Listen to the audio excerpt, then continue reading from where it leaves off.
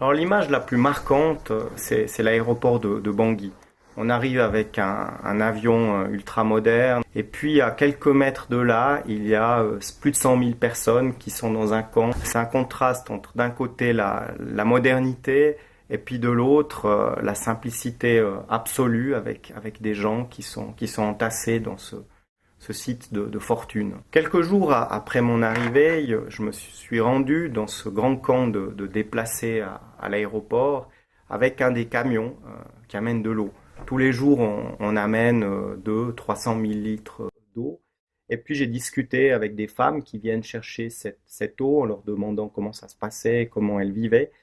Ces personnes attendent tous les jours les camions avec impatience parce que c'est la seule opportunité, le seul moment de la journée où elles reçoivent un peu d'eau.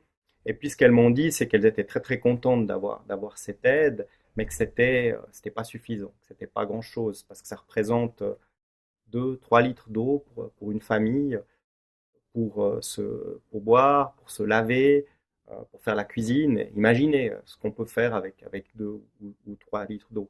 Donc, beaucoup de dignité de la part de ces gens, mais des conditions de vie dures. À Bangui, l'atmosphère est lourde. Il y a beaucoup d'incertitudes, beaucoup de peur, parce que les gens vivent dans la violence. Tous les jours, on entend des coups de feu. Pratiquement tous les jours, il y a des corps qu'on retrouve le long des routes. Euh, les volontaires de la Croix-Rouge centrafricaine font un travail très important. Souvent, ils ramassent ces corps, ils les amènent à la morgue. Mais c'est un quotidien qui est dur, qui est dur à vivre. Vivre au milieu de cette violence, c'est, c'est vraiment quelque chose qui est pas facile pour ces gens. Et à cela s'ajoute de plus en plus de difficultés d'approvisionnement, parce que beaucoup de marchands, de commerçants sont en train ou ont quitté la ville, les prix augmentent, et pour les personnes qui sont encore à Bangui, eh bien, ça devient difficile de trouver à manger pour nourrir leur famille. Ce qui est aussi important, et nos collègues font ce travail de sensibilisation, c'est de rappeler à tous les porteurs d'armes qui doivent épargner la population, qui doivent respecter les centres de santé, les volontaires de la Croix-Rouge, les ambulances qui passent. Donc c'est un travail qui est fait, qui doit être refait. On a diffusé quelques spots radio pour le respect des gens qui portent la Croix-Rouge.